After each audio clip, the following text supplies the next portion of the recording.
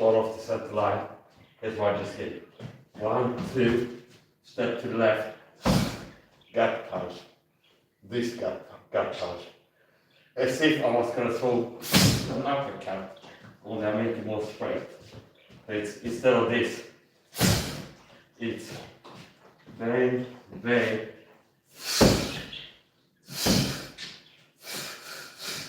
and it's the same start. That's why uppercut pretty much. Well, it's this instead of this. It's this.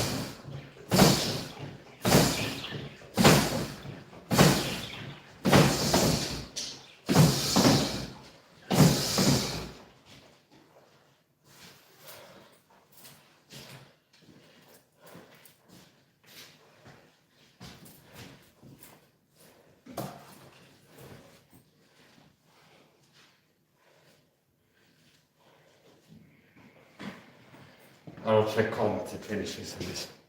When I go back here, is to check the camera angle to make sure it didn't move. I think you can do comments, but I don't need them.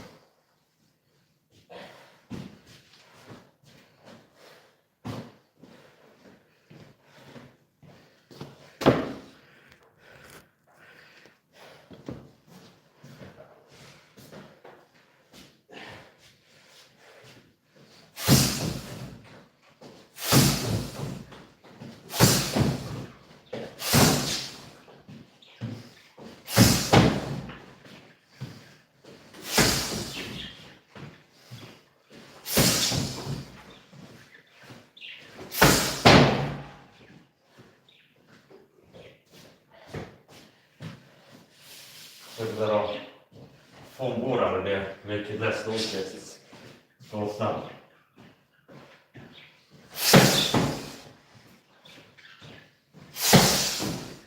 And the way that I do this kick is I'm aiming to impact with the heel. Smash the heel. Yeah. See here. And I'm not working to impact like this. But like this with the heel.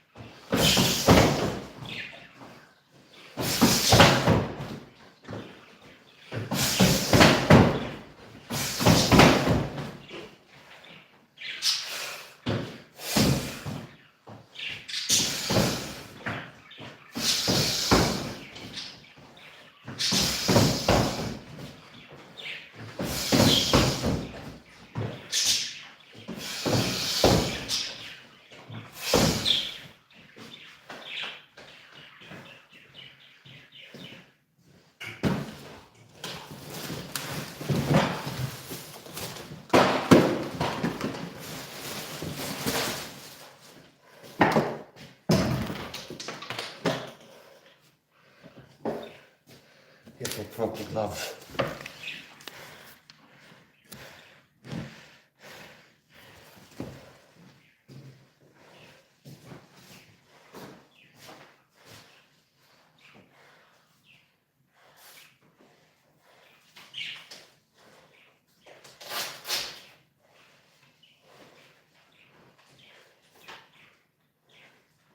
I don't know what these are now, so 6, 8, 12.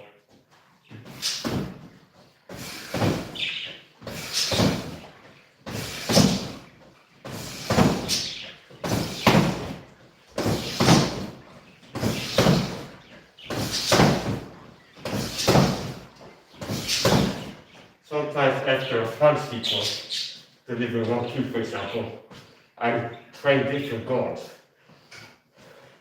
where you can do a defensive move after finishing your offense. So how might that look like in boxing training or MMA? Punch, 1, 2, and then if you want to stay static, return to guard, bang, bang, bang, or it can be bang, bang, bang, and then cover the midsection, the front. It can be bang, bang, bang, it can be bang, bang, bang. It can also incorporate body movement with bang, bang, bang.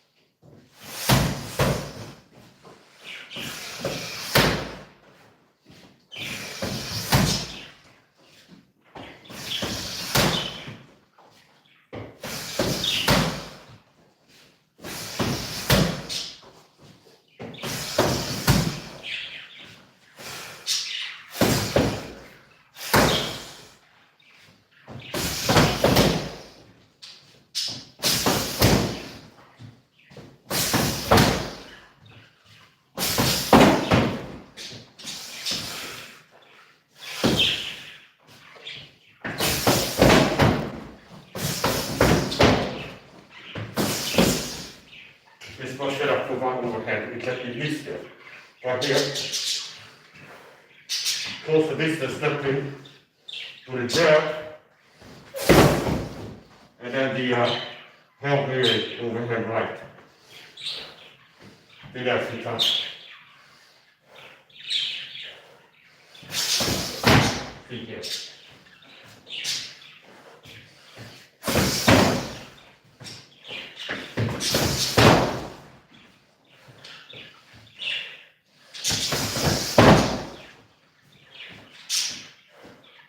New it.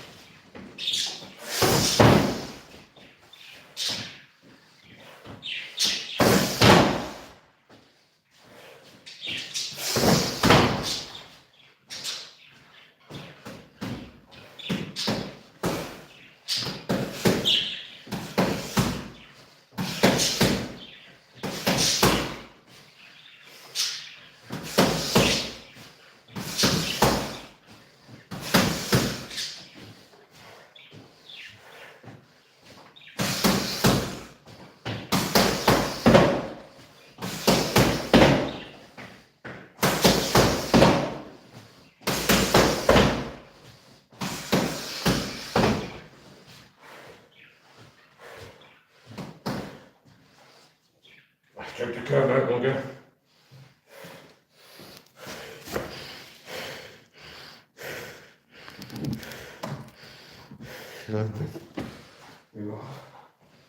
Ha-ha.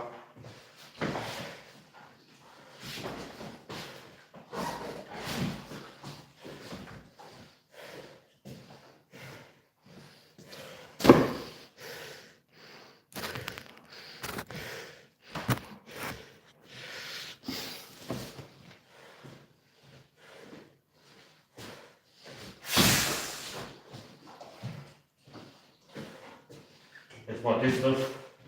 It requires a step here. And follow on to the toe kick.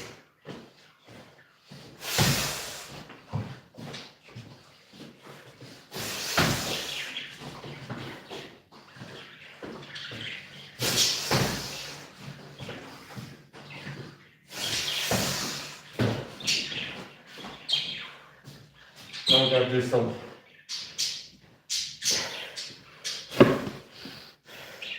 boom breaking kicks, breaking knees. And swing balls.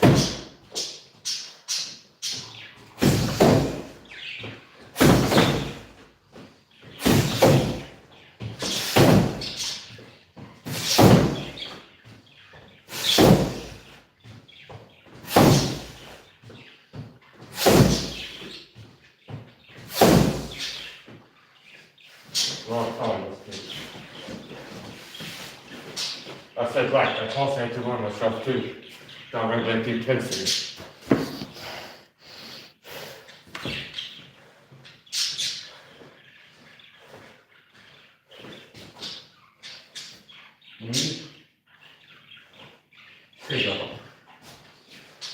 This is the ankle. Here's the ankle, look at the leg. Here's the pelvic bone. So this is the ankle, and you can pretty much go from this reach here. Is where the shin bone begins, and up here, and then this silver tape here, duct tape, that's the knee level.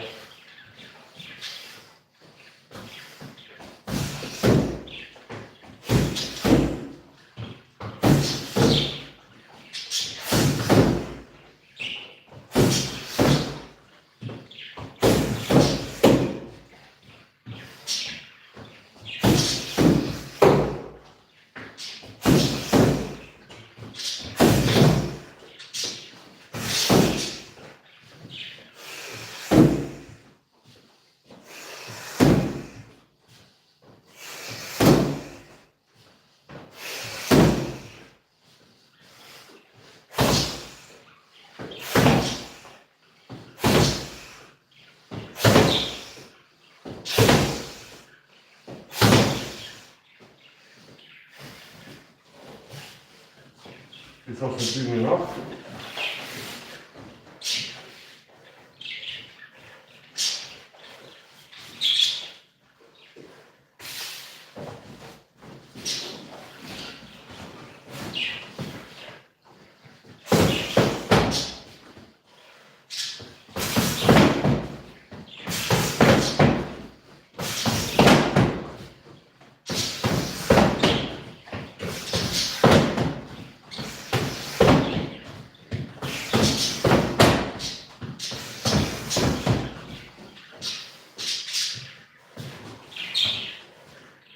It's what I do like to do.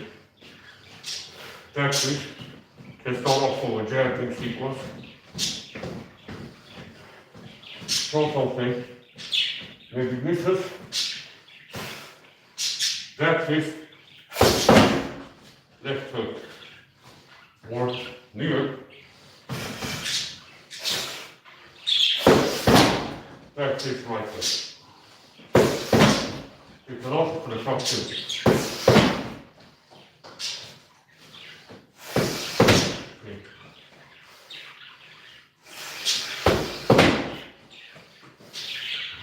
It's pulling into attack with the back fist. It's a back fist hook combo.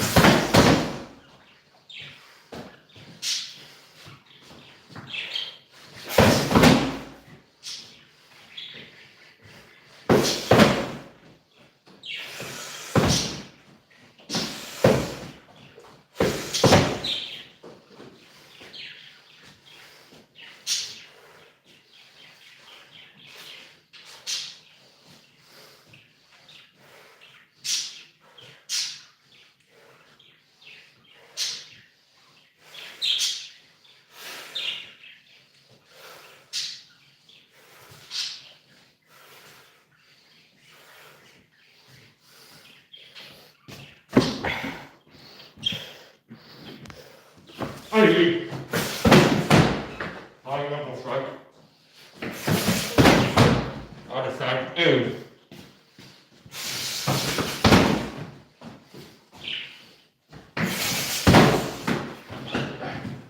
Single elbow takedown.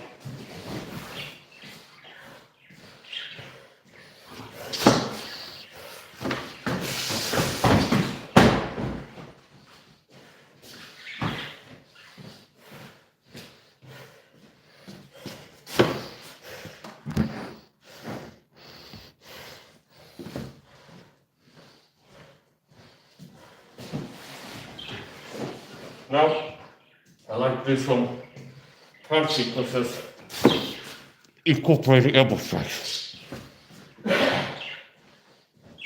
This squat is not going to keep me from inhaling glue dust from that dummy that needs to repair with glue and duct tape after stabbing holes in his neck and that thing. If and others like general dust which it does. It's also making this level exercise more cardio. It makes more cardio, meaning it's a lot harder to breathe.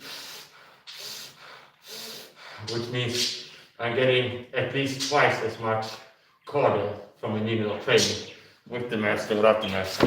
And it gets harder and harder the wetter it gets from my exhalation.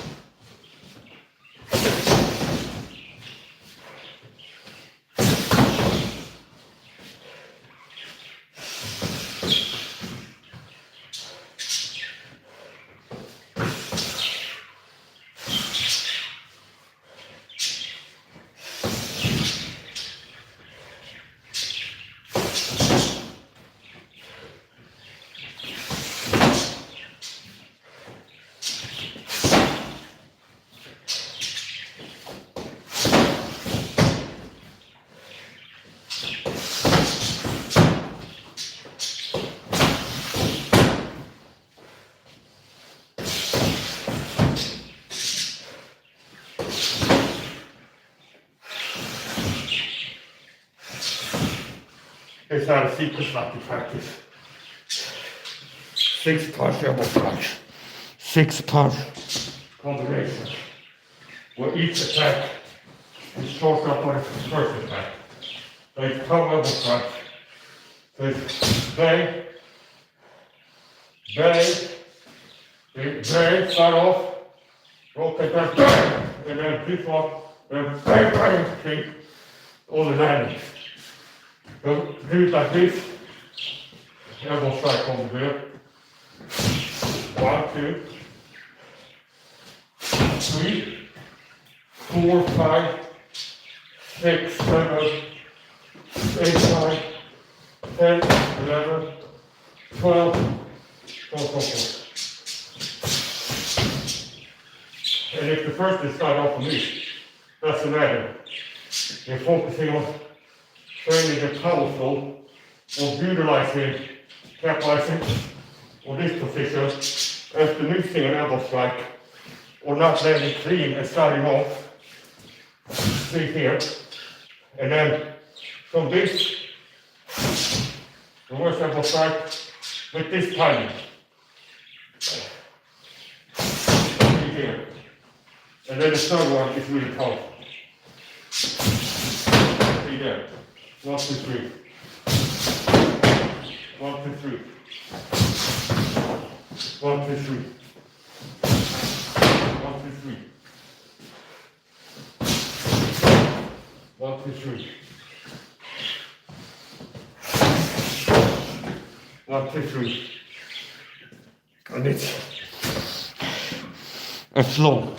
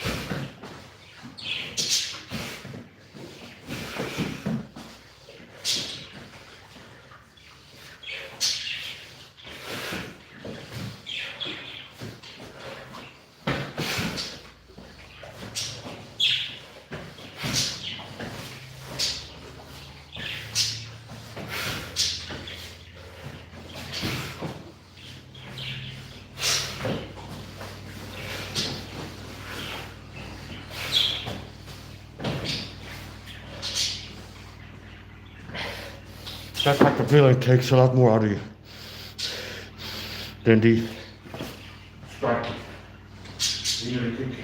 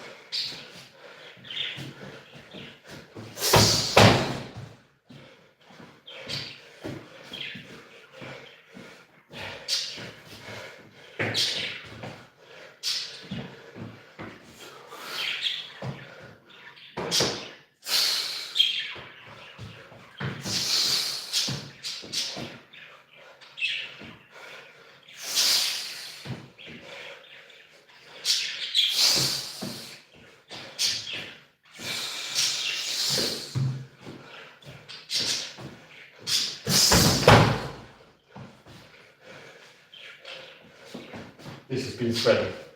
This quick little kick from the side. And then it can become powerful from this guard. I can use this as my jab kick. I go kick quickly to your knees. From here we throw up. Here. And then for power shots, it can become this or a spinning attack. So from here I can go tap and then throw that around. So here, right after connecting, that's the trigger. Go down. You might be throwing reactive kicks if you're still standing, so I'm ducking out with the head kick. Close distance here. Tap, connect, dash down immediately after connecting. And then throw that. And it's like 64 different ways you can throw that hooky kick there.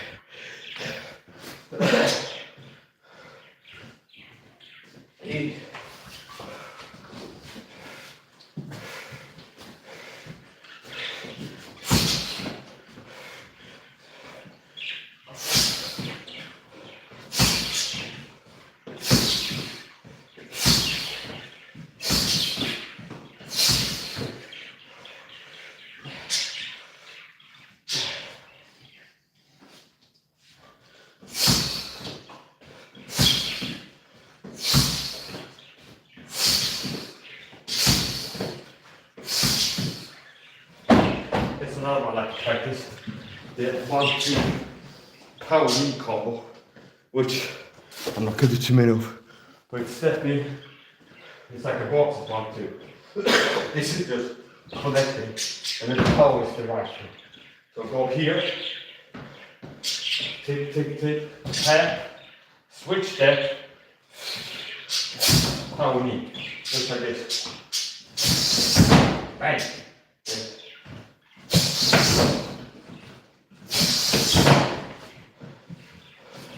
Here.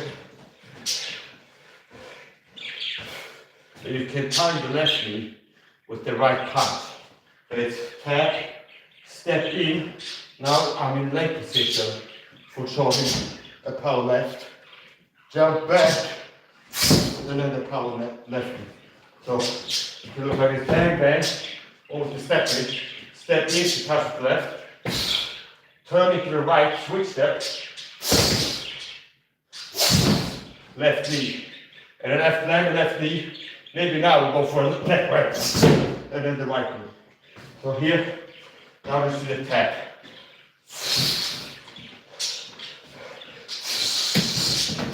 There we go.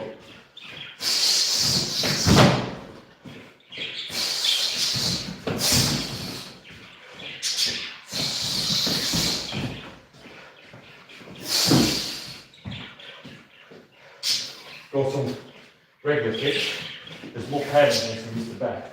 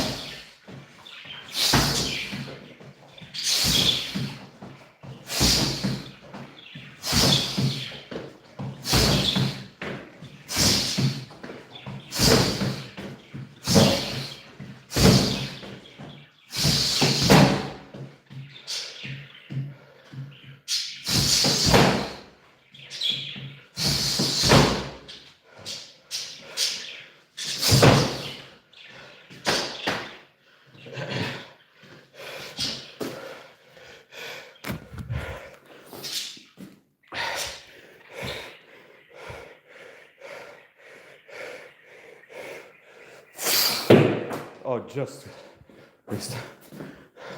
Try again. Make it more challenging.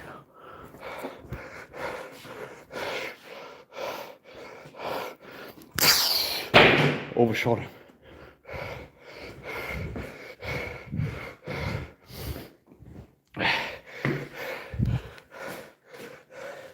So these kicks can break legs. If you're delusional hater, you go watch some magic martial arts moves.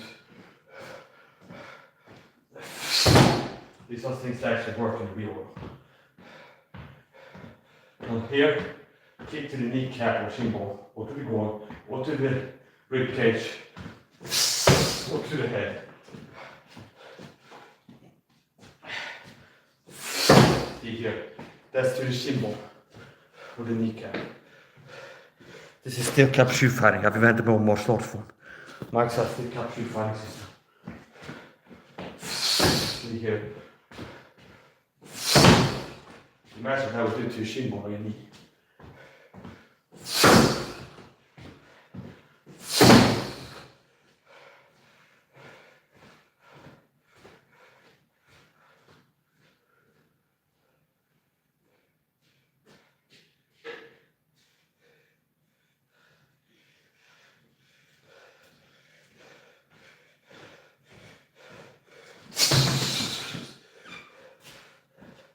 You don't please stick captures.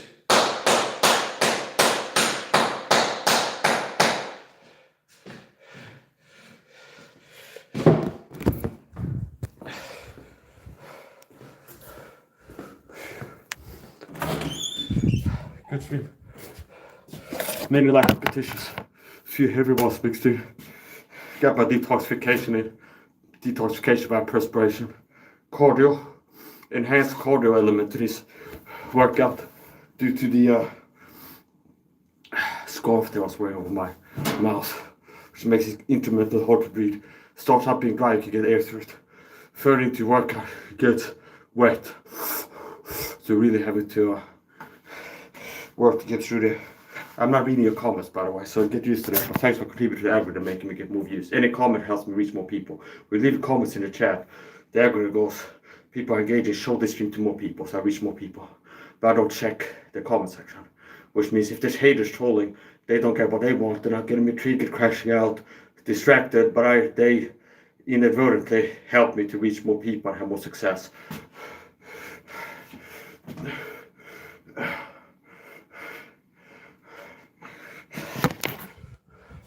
Gotta do the flex here.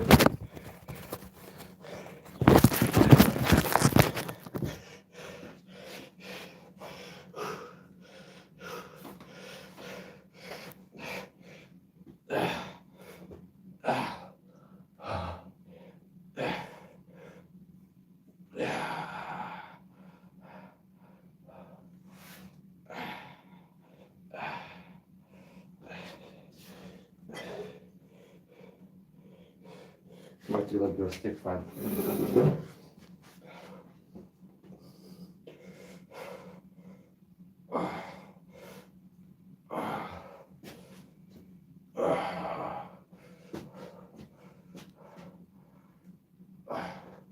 Do liberal stick fighting.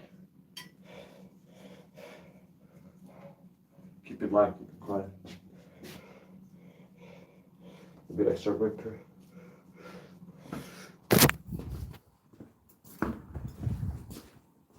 You put the light off and destroy the stick.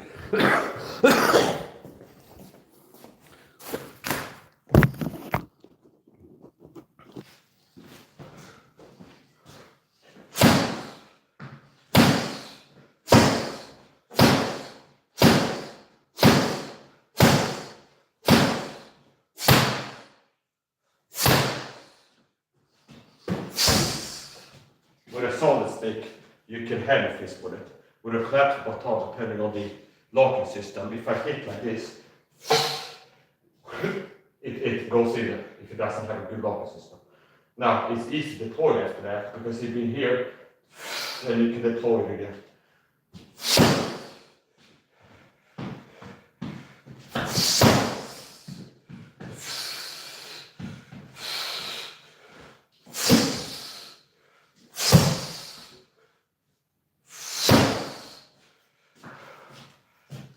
If I want to use this for training again, I'm going to tape it with medical tape for some texture. I don't want it to, the reason I don't like that is to have it not break, first of all. Secondly, not slide out of my hand and take out a window. So,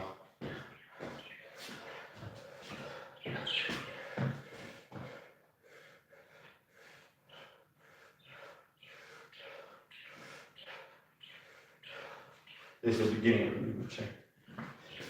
It can be bad sometimes. Just the beginning.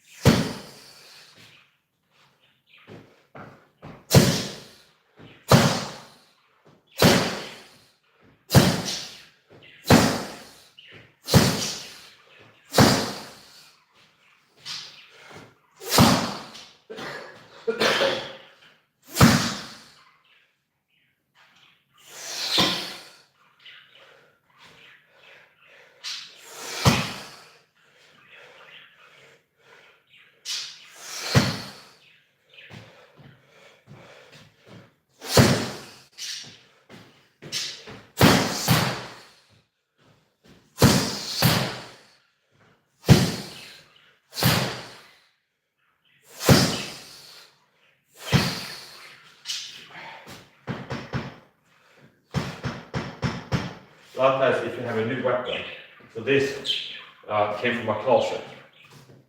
When I haven't used this before, I don't know if it's 18 inches, 16. To learn the range of a weapon, you can start with the bow and stuff. Rather than starting, it's like, oh look, this is like a baton, so practical with it. Rather than start to hit with it, you can start by training for the range, learning the range. Because with this stick, I want to hit with the tip of it, like the last 5 centimeters. I can practice just move around and then touching with the tip to feed my brain with feedback and know my range with this. It's like I'm looking at it, my brain knows the distance, and then just practicing connecting lightly with the tip of it.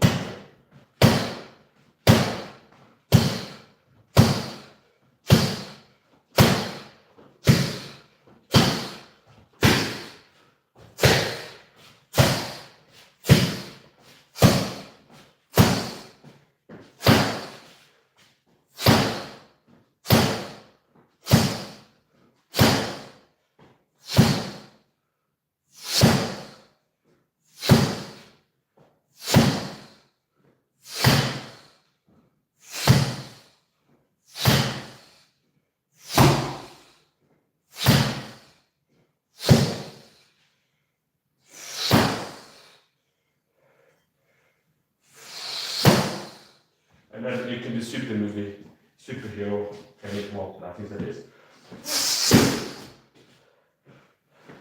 It's more athletic. You get the timing right. We go up, and then crash down.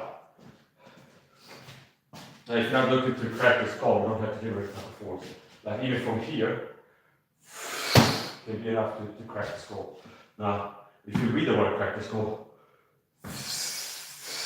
like this type of stuff, help with that. Now you can also use the reverse grip sticks. See here, here. See, and this stick fighting training applies to machete fighting or sword fighting. So from here, that can be machete, that can be stick.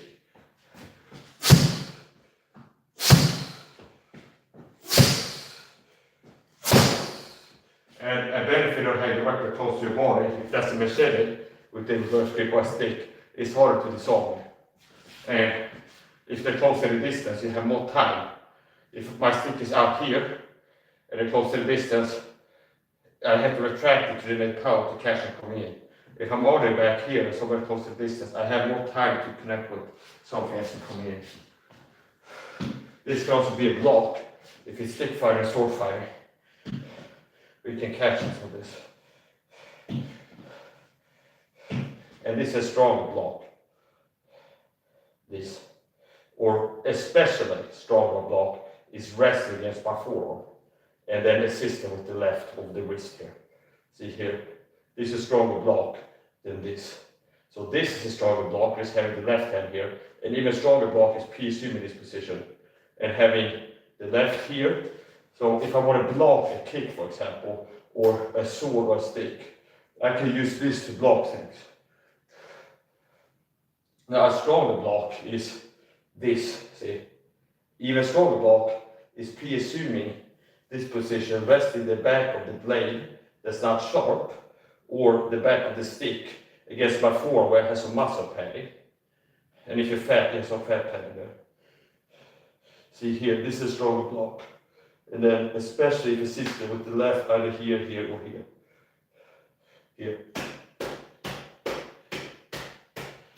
Demonstrate it to you. Don't try anything until you do the slashing at home. So Mark, I don't think that will work well. Now that's the back of the knife. See? See?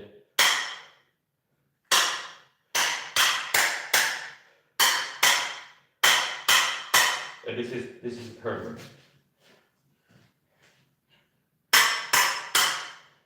Now notice how this is strong, weaker. See? If I go here, that's stronger. And if I sit with that hand, it's even stronger. See?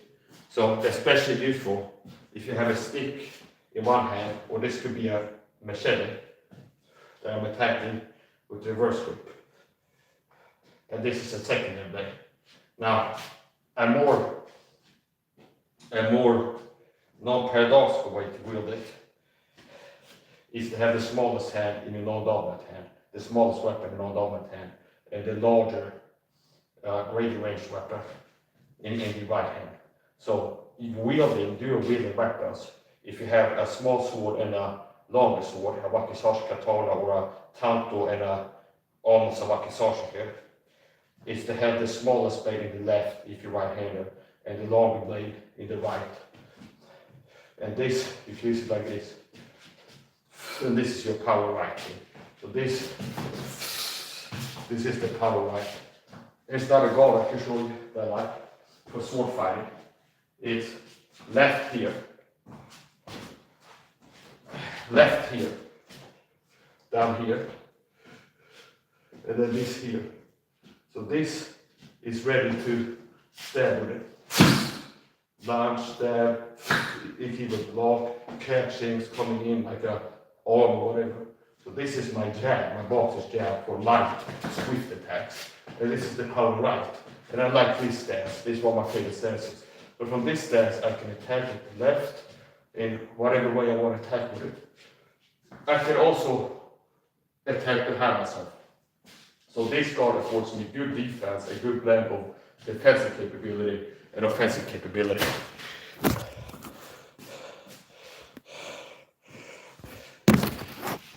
Here. Now, this is a more easy way to have your guard. Now, for untrained people, even this guard is dangerous, because if you shoot this guard and you're untrained, more likely to cut your ear or your neck or your head. If you start from this guard untrained, and there's a sharp blade in front here, it's easily, you might think, to be like reactive something while you're in the process of launching this. So from here, as long as your head is fixed, you can attack straight here. Now you have to build a skill of moving your head and synchronizing that with your attacks to attack safely with this guard, because this guard having on the shoulder or the right muscle on the collarbone here, yeah, it can work, but it takes more training to use this effectively and safely, this guard. Because the risk is that you're attacking and you end up cutting yourself as you're doing a 12-6 attack from here. So it takes training to build this muscle memory. They attack like this, using head movement and then syncing it, because basically it's good to do a move out of the way move at the same time as you're launching this, because it's dangerous to build muscle memory if you're just having it here and then attack with 12-6 all kinds of ways, because you're going to end up hitting yourself attacking this guard if it's too close to the head, and it can end up being that way. So leaning and attacking can be good to train. Now for this guard here, this is a good balanced guard for offense and defense. Where here, notice how if this is sword coming here, and this is the sword too. from this guard here, this is a good blend of offense and defense. Meaning I have this, like this, blade to the sky, and then something's coming at me. It could be a diagonal cut like this, like a cut like this. From here, I can catch it and I can slide it. Meaning if a sword is coming here, it can be scooted to the side and then you can counter like this. So from here, a sword attack is coming from this side, here. Scoot it, goes to the side, and then you can counter right after. So I like this guard here. I can quickly stab from here. See, moving in and out. I can quickly stab from here. And deliver power wide attacks. It's also ready to defend. It's ready to defend, and that's, if this is a machete, that's a kick, see? See? And then let him kick into the sword. So here, also from here, if I find one person here, I can attack behind myself. Try to maintain my focus on this person as I'm chasing around and stabbing them, and then somebody behind me and I can quickly cut behind myself. See? See here. From here to here. See? So I like this guard. And then obviously it's offensive too, where this connect, feeding my brain with information, told me that helped me to land this one. I keep reverse grip.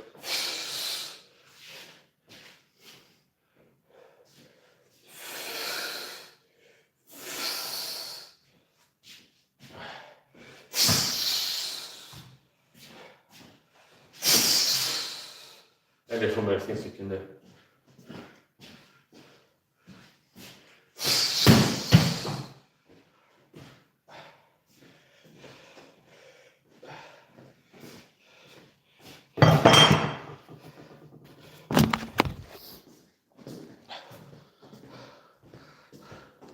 Now don't try anything you see me do this actually from the stunts. Martial arts stuff you see performed this actually or performed by a amateur stuntman, professional artist. I gotta get some more flexing in here.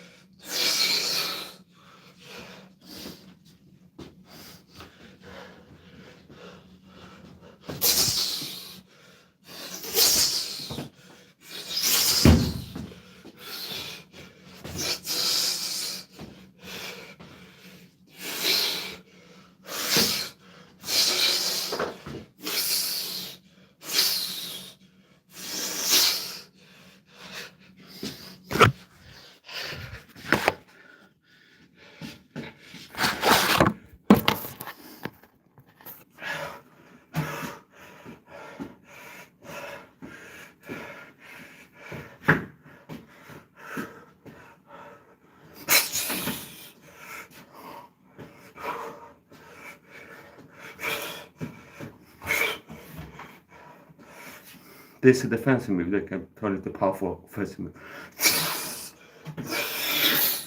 See here, where if you push against the corner of a wall, for example, and it's and then rolling into it. And that's a way to explode out and break the hole. So have you driven into corner against the wall, like they're a pressure fighter. They attack me, I'm covering up and backing up, and I'm against the wall now. And I can use my elbow strikes to punch out. See? And with the range and the hard elbow strikes, I don't care. It's like he's breaking his hand. When that elbow strike lands, you're breaking bone potentially. So if it hits your cranium here, it's breaking that thing. If your little baby hand is there, your little unconditioned hand, if it connects that, it's breaking your hand too. So this is a defensive move. And from here too. Here's a thing that I thought about.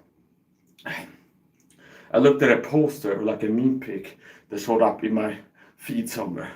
And it was like different boxers, like Dempsey, this, that, and they all look scared, see? It's like that's a pattern. It's like boxers all look scared with like the body posture and the eyes wide like this. So it's like that's the common denominator. It's like the pose at boxing all look scared while they're having like defensive poses stuff.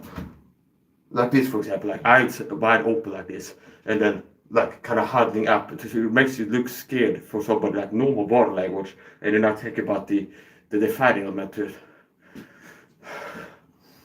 It's like, see, it's very similar. What's that? See here, for example, where it's opening up here, and here's another thing, like the details of boxing, where if I'm here, here I start seeing my hand. See, relaxed, normal face, like from here, with my chin tucked a little bit. Now you can see the hand all the time, but I'll tell you from here, right there, I start seeing the fingers. So here's my visual field. It goes to here. Now if I go, I can see it up here. So it gives you about this much extra awareness, just doing this with my eyes. See? It gives about this much extra, and this much is a lot in terms of seeing a punch coming and have enough time to react to it. So if I can see the punch this much earlier, like something moving in my peripheral field, just this much difference can make it all the difference. Where it's like here, it's like, okay. So now first of all, do you have the speed to have a chance to pull off the reaction time and the speed to be able to, if you see something, notice something, to be able to react to it? Like, do you have the speed in your body and the reflexes for that? That also matters.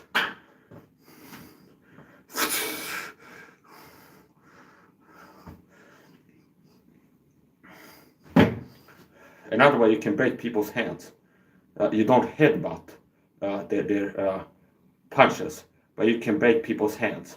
If I would fight somebody like Tony Jeffers, I would destroy him first of all in combat. I kick his ass, I beat his ass, understand? Secondly, not in boxing he had a bigger chance, but in MMA he'd get destroyed, understand? And one Mike Say elbow strike to his cranium is all it takes to end his career, and he'll never be athletic on YouTube again. So by his support. So here, from here, notice that here's a guard I can use, where it's hard to sneak a punch in between here. Then I'm covering here with this. I'm faster than him. I have more power in my shots than Tony Jeffers. I'm faster. I have more power in my shots. I'm faster. My hand speed is faster. I have more power than he has in boxing punches. I have heavier hands than him. I hit harder and faster. And so in boxing, he get destroyed. Broken ribs, especially bare knuckle, because he would have to take 2 years to get his knuckles conditioned to the point where he can punch bulletproof steel plates like I do on channel. Search punching steel on my channel. He wouldn't be able to do that. He need to spend maybe 6 to 24 months conditioning his hands for a bare knuckle match to be able to punch as hard to bone areas without breaking his hands. Okay, which means I have that advantage too, where I can punch things. I'm not joking. Look at this. This is bulletproof. See, I don't think Tony Jeffers could do that. He'd be hurting. This is bulletproof, and there's a layer of ceramic mosaic tiles over steel. See there, and if I can hit that hard to that, I could hit that hard any part of your body. Any part of your body. Meaning your orbital bone, your jawbone, any part. There's no part of your body that's harder than this. See? But what about this? Yeah, that too. See? So that's another advantage I have for bare knuckle fighting, not sports fighting, but like real fighting.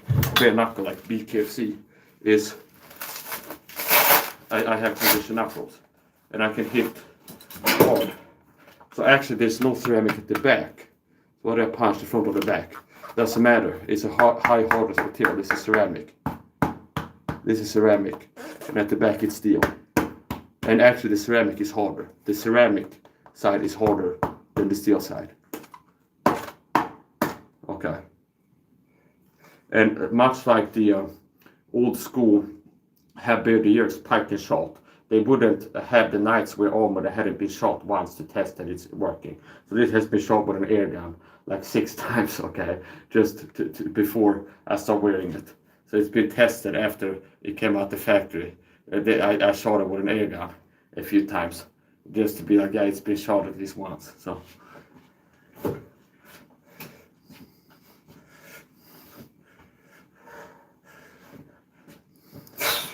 See, so it's not headbutting. I'm moving away from the punch. So this is like this flicker dab. See here. And I'm not moving into it, headbutting it. I'm moving down and away, and the level becomes a straight punch that's headed here. This is where my jaw was. See, so here. See here. And I'm moving here. See. That's another thing. If somebody got really good in bare knuckle, there's another thing you could use in bare knuckle, BKFC. See here, catch a punch with the elbows. Now you have to have the condition and the speed and reflexes for that, and drill it. So in bare knuckle, BKFC. See here, see the other side what I could do to a person's head. It's like if somebody got really good at that and mastered using elbows defensively, like a unique to BKFC. I thought about that. Unique to BKFC boxing style, where this, for example. Here, see here, see this too. It's a back fist which pulls me into a hook. See, so I can start from here, use this defensively, and that could be a hook coming, or it can be a straight punch. So if it's straight punch or hook, doesn't matter. I'm protecting myself from straight punches to the jaw and hooking punches from the jaw. See, and worst case scenario for the other person is they punch a straight punch into my elbow. See, now once again, I'm not relying, it's a rounded defense. I'm not relying on standing in front of Eddie Alvarez and like waiting for him at the ring for him to close the distance, just stand like this, and then wait for him to kind of leap in like this and be like, and then just stand there. No, that's not how I would do it. It'd be like waiting for him, and then when he's throwing something, I'm moving back and put my elbow up. And when I'm moving back, I'm moving out of range for border shots too. So then it resets, and it becomes another who's going to close the distance, who has a chance to react. So it's like here. See here. See where I'm moving back. So if it's now, if I just stand here, now there could be the next shot can be border shots. See, so I'm moving out of range my whole body while here. See here. And then from here, it could be a hammer fist down there. So it looks like I'm kind of locked up and I can't be offensive from here. But there's ways I can be offensive, especially, remember, it's bare knuckle. Like this here. See here. And it depends on who's throwing the hammer fist too. So here's another thing. Hammer fist. Hammer fist standing is, the right way to do hammer fist standing is not like this, okay? If I want to land a hammer fist, here's the target zone, first of all. Not up here, okay? It's this here is the target zone. The nose to the tip of the jaw, like this here. This is the target zone for the hammer fist, BKFC. See, that's the hammer fist attack, where it's the same way to land an overhand right. So I set it up. See here, see? So I close the distance, do a level change, see, as I'm moving in. Throw a jab, and then it's blinding. And then comes the overhand right here, see? Now it's the same thing, only it's a hammer fist. See here, where it's close the distance, bang, bang, because depending on the target zone, the optimal way to land hammer fist is not like this. I don't want to impact like this to the cranium. I want to impact frontally to the bottom of the face, which means if the person that is similar height to me, I have to get the auto position by bowing down, and then I can hit with power and land the way that I want to. So if it's here, yeah, I can land like that, but this makes it more powerful and more optimal. So here, see here, see here. So it's landing here. Now also from here, see here, that's a back fist. So from here, no guard. See, and I'm throwing the first attack with the, and I'm impacting. Look at the impact with the raw knuckles, not the little chopstick bones, supported knuckles, because that's how to break these bones, is to connect to the jaw with the supported bones. So you want to connect with the raw knuckles with the back fist, and not here, okay, or here. So here, okay, one, or you just make it light enough so you can decrease the injury risk by hitting in a certain way, like a technique where you're controlling the impact zone, like where you're impacting, or you can just make the attack light, and it's a setup attack for the right. See, so from here, see here, I could just be lazy, just I hit here, and this is the real attack, see. So it's here, see here, and it's bang,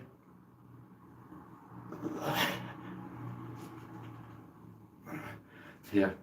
And then once I have it Everest, his neck like this, and I do this like 20 times, just vibrating my knuckles on his head like this,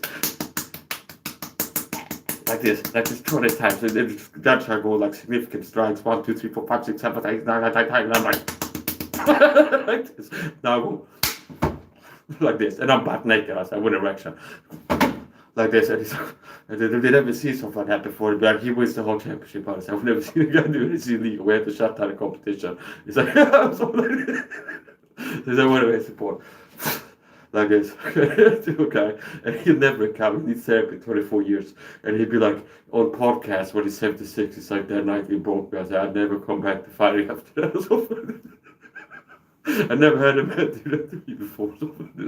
So that was how a man could. That's why I support these things, techniques that I guy did to me that should ought not to be done. So it's like, here we're going to, it's like, surprise, you agreed to bare knuckle rules. Now, once I got smacked like this, and here, just knee strike to the face.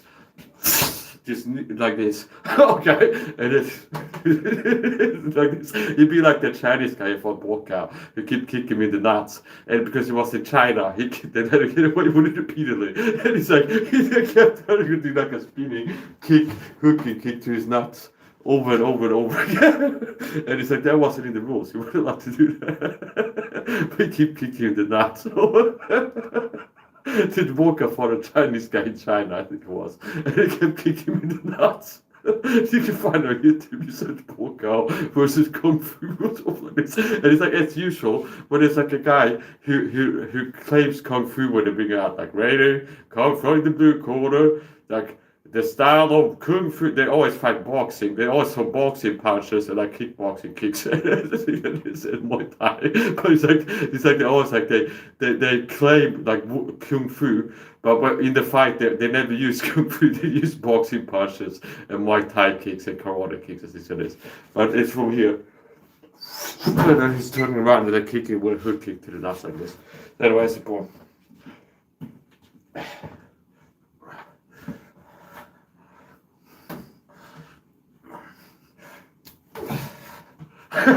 See, this is probably workout max hours at that first. See that one too. That's a wrecking ball. He's not gonna get up after that one. I say if that lands, it's too late. Like from here.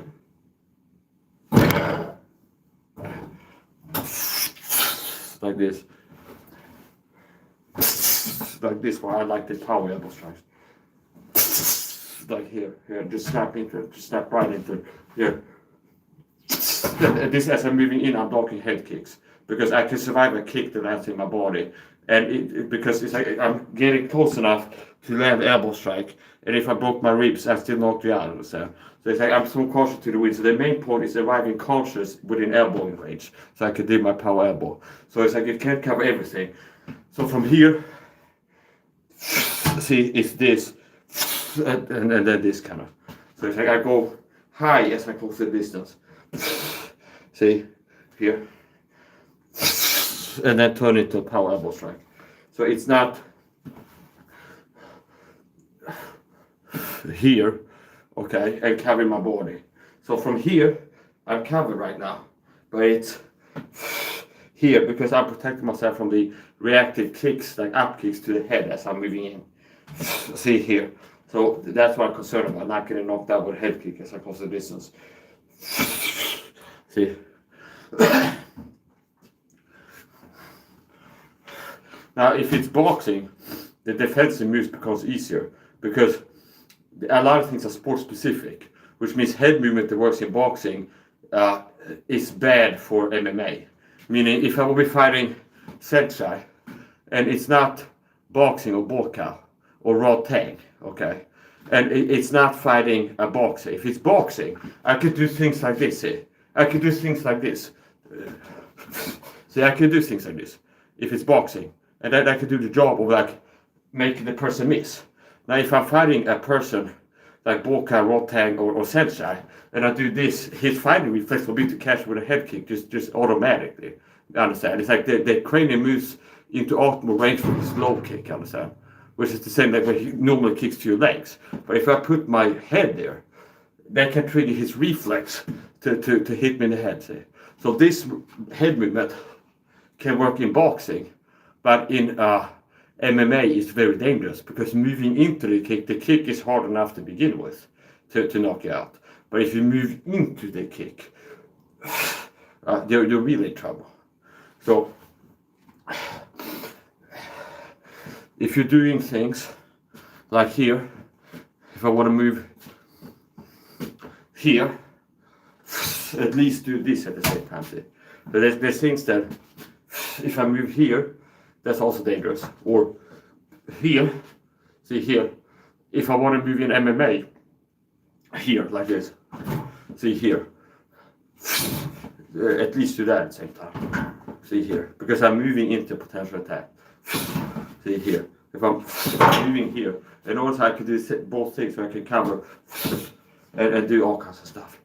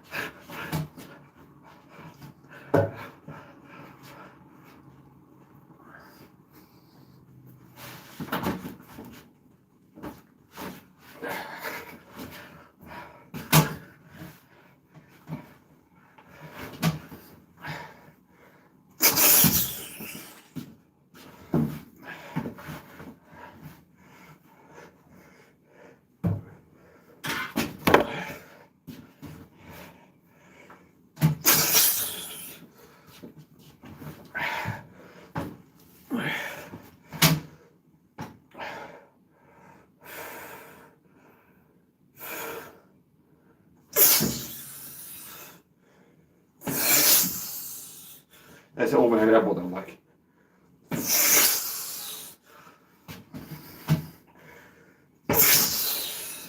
Where it's like 1 to 7 pretty much. Or 12 to 6.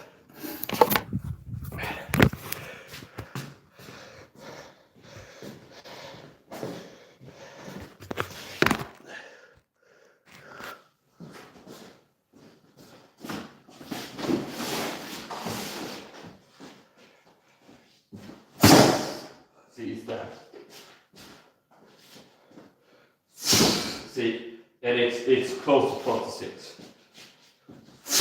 See, which are almost like waiting for elbow strike. Typically from here, you go for this angle, or something like this, or this, like this angle. I'm aiming to make it land as close to 12 to 6 as possible. And attacking the downward. Downward way.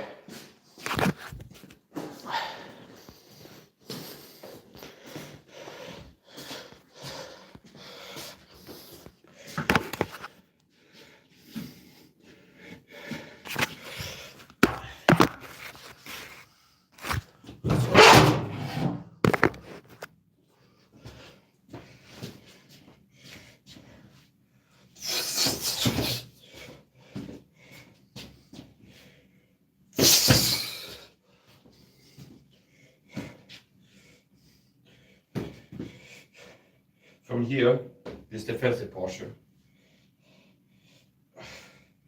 I can attack here with toe kicks or teeth from here, push kick.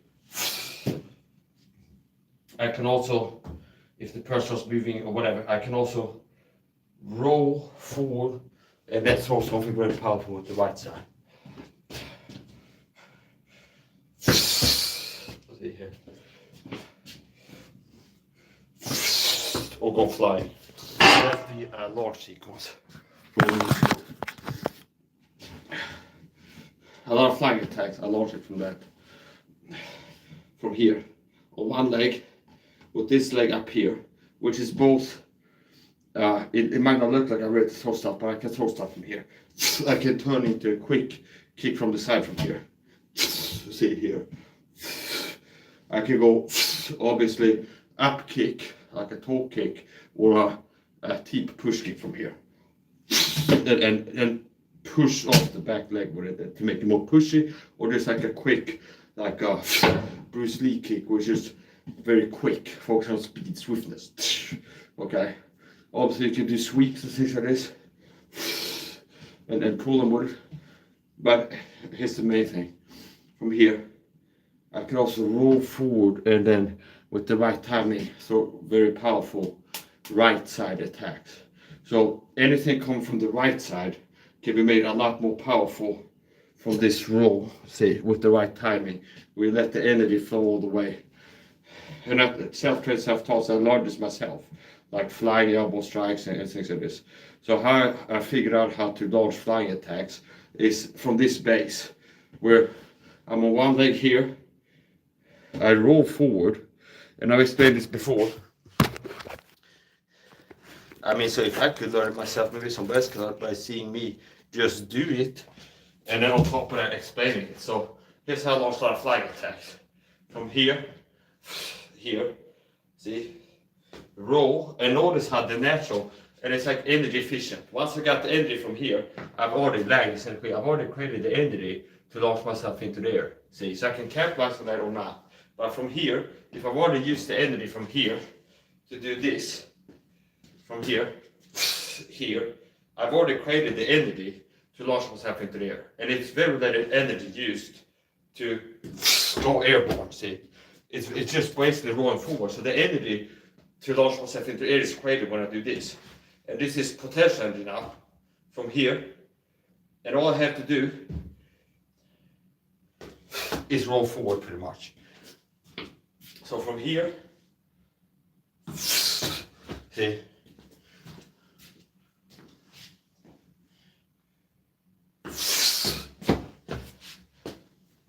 so from here, as I touch down, the energy naturally wants to flow forward. So from here, touch down, roll, and this is just relax my body.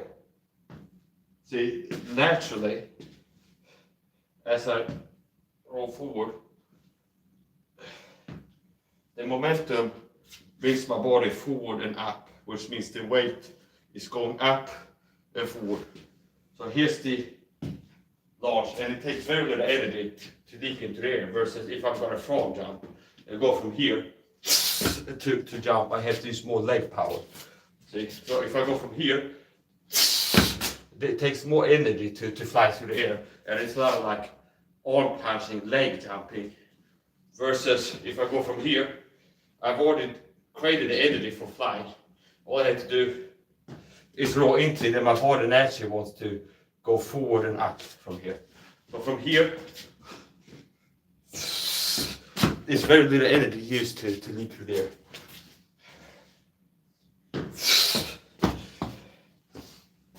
And anything you throw from the right is not more powerful.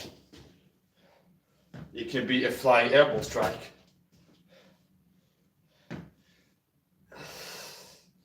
It can be a Superman punch.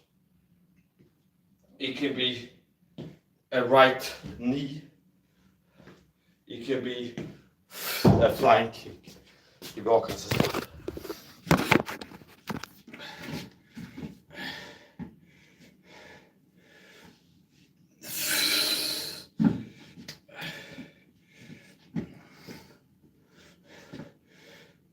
Back fist.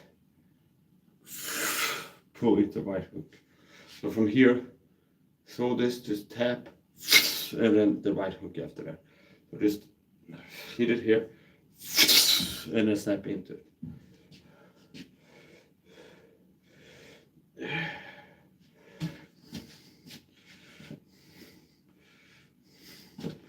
Here's the guard again. Bare knuckle fighting guard. For bare knuckle fighting. And from here, I can punch with the right. I can quickly back fist with the left. I can throw like a hammer fist, which is mostly just connected with something as a setup for the right hand orthodox punch. From here, I can catch things defensively. This is like this. See, and ultimately, I'm moving out of range because if I put this up here, I'm opening up the body, so I'm doing two things at the same time. Where I'm doing this, and you get good at that, you can break the person's hands. Another way is to catch punches here. You're not headbutting the punches. You're going here, and if there's a punch coming here, like a straight punch, like there, for example, where I'm not moving into the punch, I'm moving down, tucking my chin, and changing the level where I put this part of my cranium, where in the line where the jaw was. See, and straight punches, especially leaping ones. As I'm moving away, I'm also putting this part of my head where my jaw was. So you see here, here, and here. See there. See here. That's a better way to do it than do this. Okay. So here. See here. Here. See here, and I can also punch at the same time if I want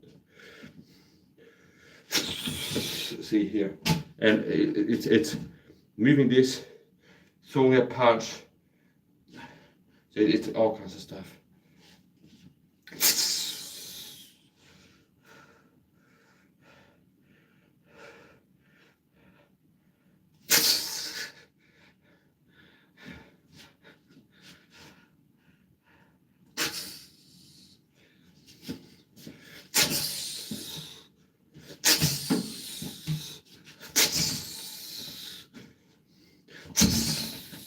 Another thing you can do is block kicks like this while moving away from them, because it's not a powerful guard. So ultimately you want to move away from the kick.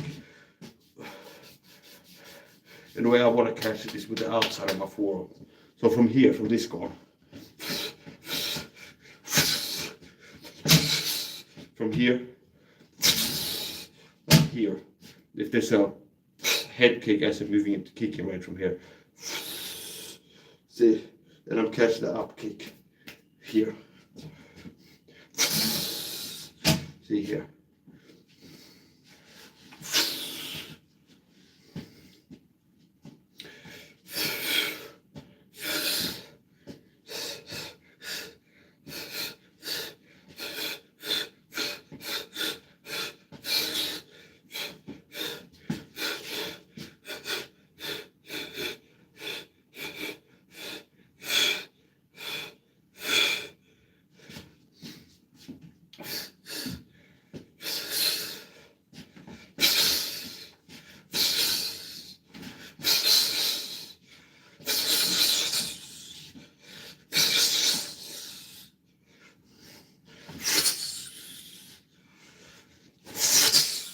there's a scorpion punch. I call it scorpion punch. Because I'm making a overhand right close to 12 to 6. So it's coming over the back like a scorpion's tail would. And that's why it's an overhand. Hence I call it the scorpion punch. It's from here, here, see, and here. Okay. Now, since you're changing, once again, you want to land to the front of the face and not at the top of the cranium, which means to land it in the way that I want to, I'm doing a level change. See here, because that's where the jaw level is. And I don't want to hit it here. So if I throw it, the scorpion punch like this, I hit the top of your cranium, which I don't want to hit. I want to hit here, see, or here. So, see here, where it's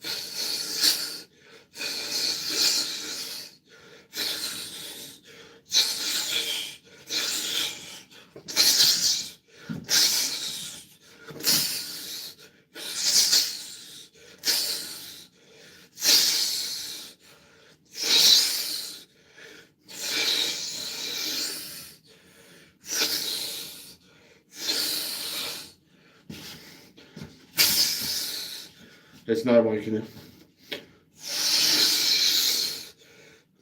Using the rotation. If this misses with the right timing,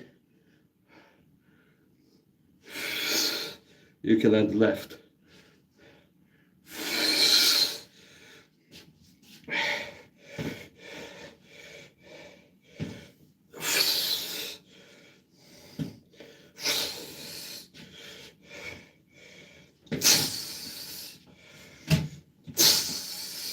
It's very dangerous to move in here, because if your hands here, I can break your hands with the elbow strikes.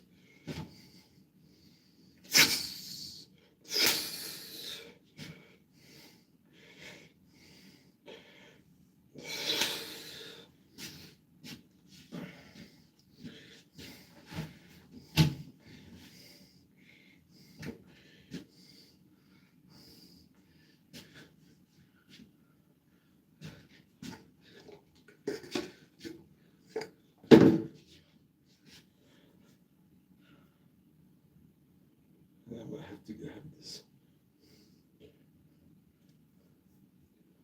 There you go. Now that this adds like extra power to my other tracks.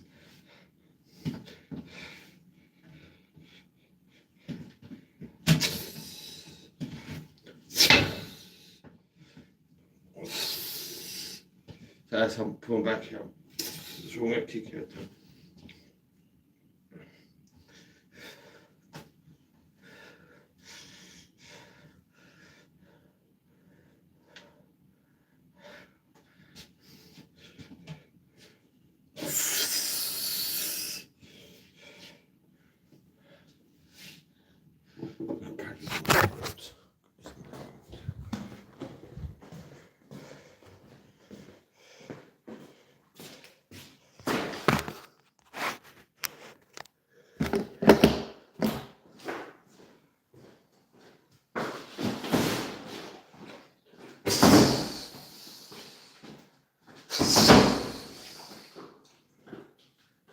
And what I'm doing is one-handed neck grabs. And timing is key because you're not going to keep this or somebody knows what they're doing. You're not going to keep control the neck with just one hand. So what I'm doing is control the neck for just a millisecond to land an elbow strike, see? And I'm not going to keep control the press with just one hand.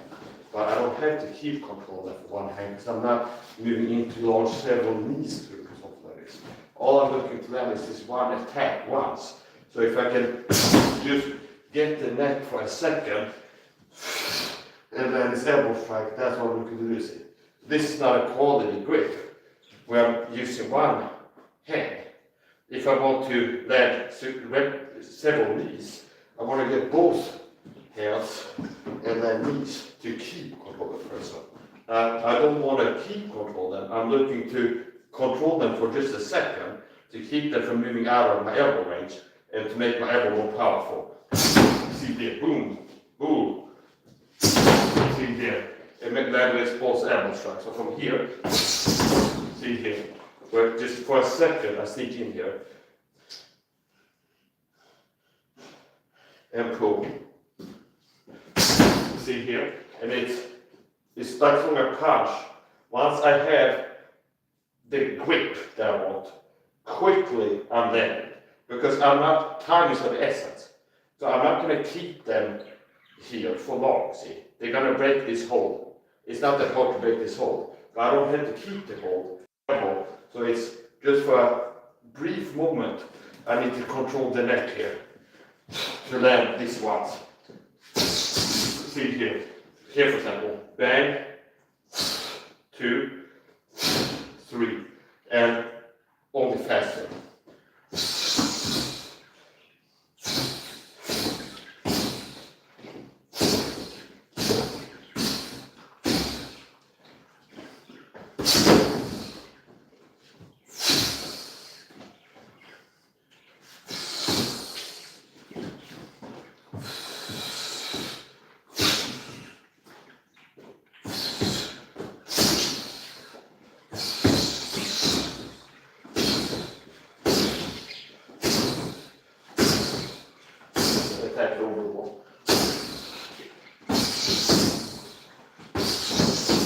And I'm setting the motion to generate more realistic movement because that's what I'm feeling. Okay, see, he might be going for the neck, one-handed neck grab as he's moving towards me, or when he's moving away from me. So setting down in motion,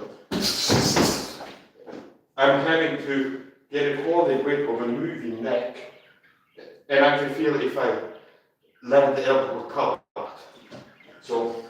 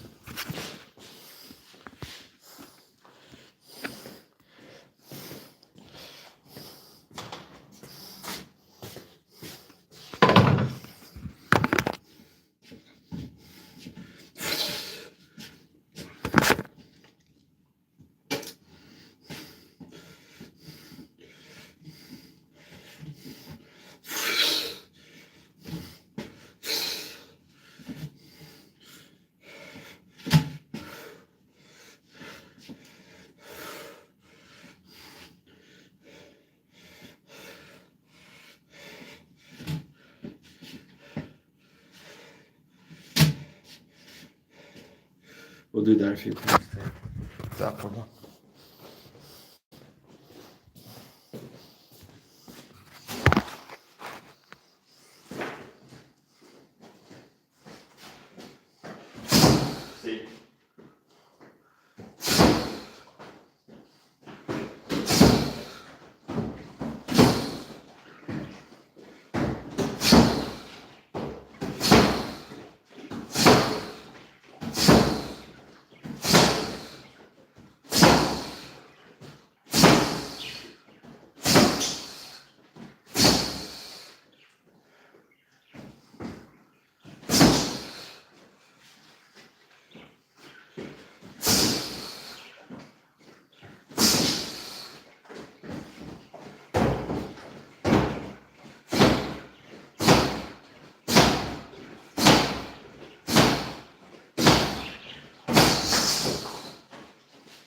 Det var så mycket när jag klippte på så jag ligger hemma.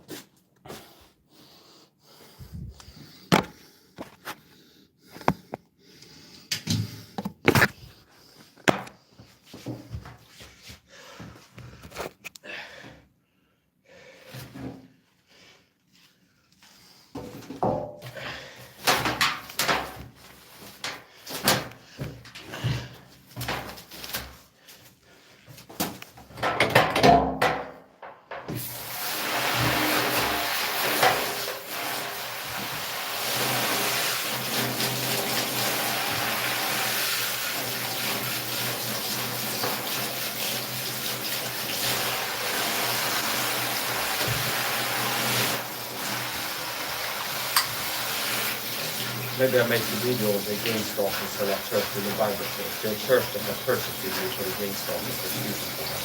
I'm a Christian boy that called in the video as persecuted Christian. And I've been part of a resistant persecution program and a lot of Christian pastors and ministers. And do the Bible church for the Gainstalker church and part of the Gainstalker program with narcissistic thoughts and infection.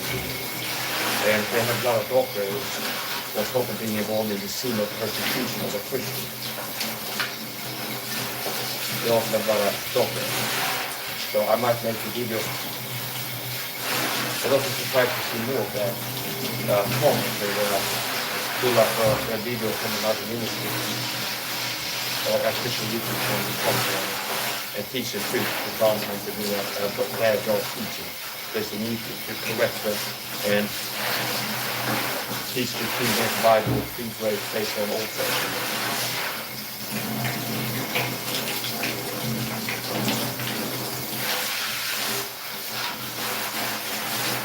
A lot of athletes are missing out too.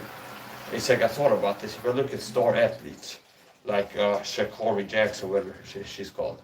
I looked at her videos a few times where she's running. And I thought about, imagine like how fast, like the people at peak athleticism, UFC fighters, track and field, imagine if they would have had my help. Because 1% of difference makes a huge difference. So if you're running 100-meter sprints and you're already super fast, despite lacking the knowledge that I have, imagine it's like the bar is low for it to matter. It's like if you can make a person 1% faster, okay, that's a huge difference. And I definitely know how to raise athletic performance with nutrition, diet, nutrition, supplementation. And the general tips I've been teaching what I'm doing myself, but there's no replacement for personalized one-on-one care when I'm working with a person. And talking them through like where you start, like how do you look like now, what he needs when you break it fast, or like when it's first to what he will do. And then okay, start from where you are, let's change it, like you want to add this, remove this, and do this.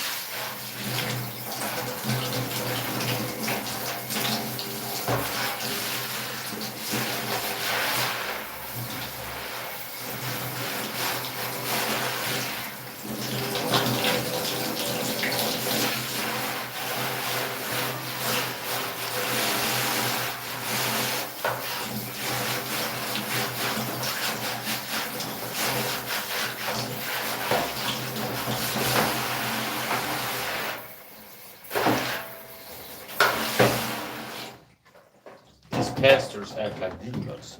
The pastors are bred in hotels and do the Bible church and Reverend Arnold that have told me for this persecution point, they act like demons. We need to imbue a Christian child of God with the Holy Spirit. And it's so disgusting. So disgusting.